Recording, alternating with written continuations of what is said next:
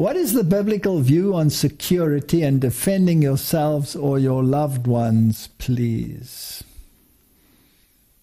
Okay. Is the Christian necessarily a wimp? No. No, he's not a wimp. Mm-mm. But his weapons are not carnal. Yes. Is that right? Correct. Okay. So Peter had a sword, and he tore it out, and he went hack, and he cut an ear off. And the Lord picked up the ear and put it back. That should have told that person something, right? Mm-hmm. And he said, put back your sword. And he said, there are two swords. And then he said, it's enough. It's enough. All right, now Roman Catholicism likes to interpret this in their way. They like to interpret it that the two swords are the sword of the civil power and then the sword of the religious power, and that the sword of the religious power is above the sword of the secular power. The one is subject to the other, just as the spiritual is higher than the secular.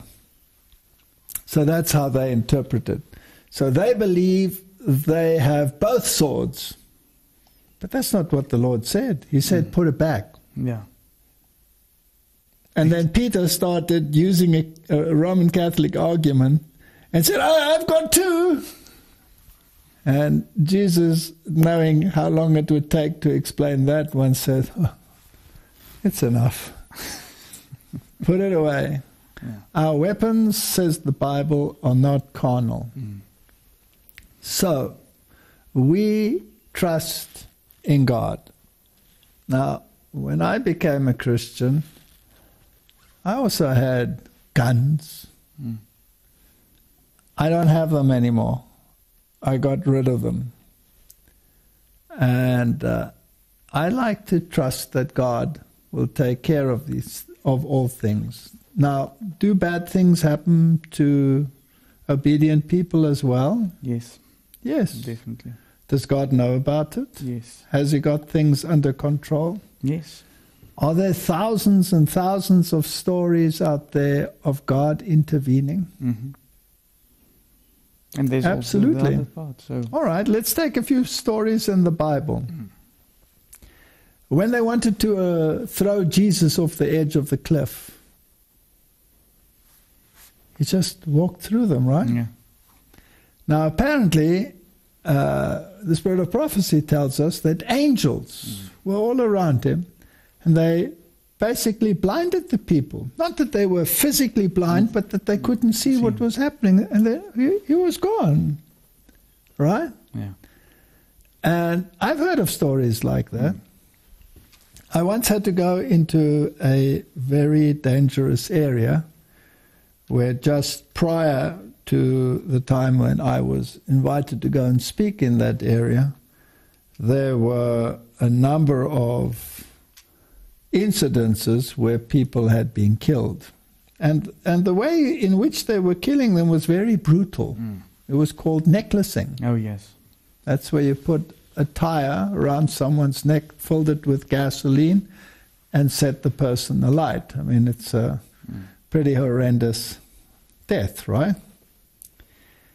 And I was umming and eyeing whether one should enter under these circumstances. But I felt it was a call, and my wife felt that if I'm going to go, she's going to go along. And if she's going to go along, the kids are going to go along. Okay. So the whole family got into the car. And just the day before, people had been killed there. And when we entered that area, there were people standing there with rifles, with AK-47s. And they were looking for anyone that was coming in there, into that area. And we turned in and we said a prayer, and they looked right through us. They didn't react, nothing. We drove right past them, and we were stunned. We went in, We spent the day with brothers and sisters living in that community. Marvelous time, preaching and giving lectures, having a meal together. No social distancing at that time. Yes. No masks to hide our identity. And then it was time to go back home. It was like running the gauntlet, right? And we said a prayer, and everybody was of one accord, got into our cars. Same thing. They were still standing there. They were looking in one direction when we came from the other. Nobody batted an eyelid. So my question is, did they just ignore us? Or did they not see us? They probably didn't see you. They probably didn't see me, right? Their eyes were They were closed. Not physically closed, but they just didn't register. Yeah. So who can do things like that? God. God can do that. There's many points in the Bible like that. So what happens if you find that someone is beating up, let's say, your wife or your children? Would you stand idly by and do nothing? If it is within your capability, would you do something? No. I certainly would. I would do what I can. Yes. I wouldn't have a weapon, so even if I did something, I would have to do it together with God. And there are many cases where there are reports of people that were seriously in trouble and prayed, and then someone would appear, and either a high-ranking official or a very large person, and these people would scatter. And then when you turn around to thank the person, that person is gone. I know of many experiences like that. So trust in the Lord with all thine heart, and lean not on thine own understanding. In all thy ways acknowledge him, and he shall direct thy path. That's Proverbs 3, verse 5 and 6, I think. It's one of my favorite verses. Amen. So, yes, it's something that one has to experience. It's something that one has to learn. As far as is possible, be of a gentle spirit. I had an interesting case some time ago. I was in South America, and I was doing a campaign in South America.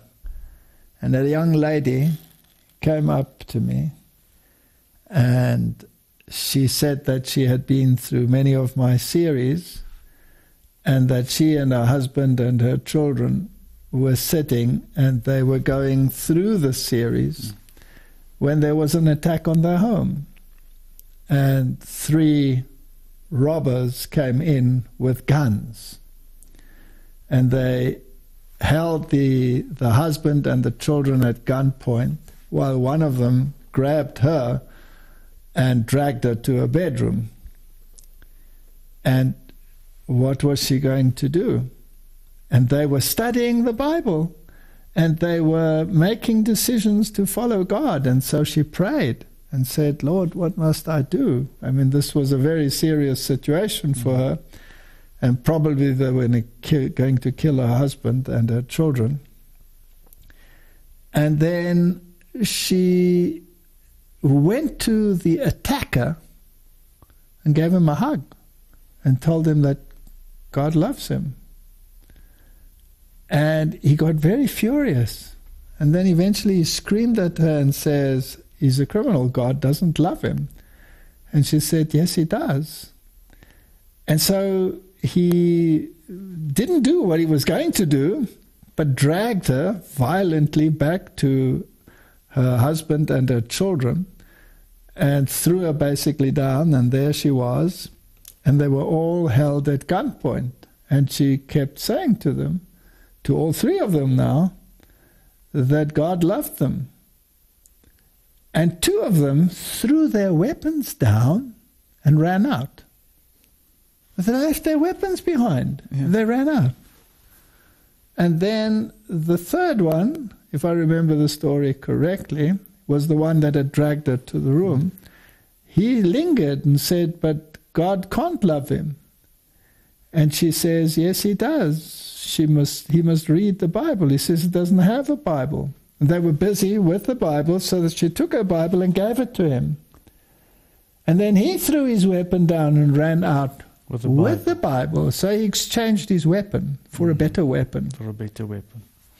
So there's my philosophy. This is my weapon. Not this thing, but not this. This is a tool. Yeah. But this is the weapon. Yes. Yes, thank you.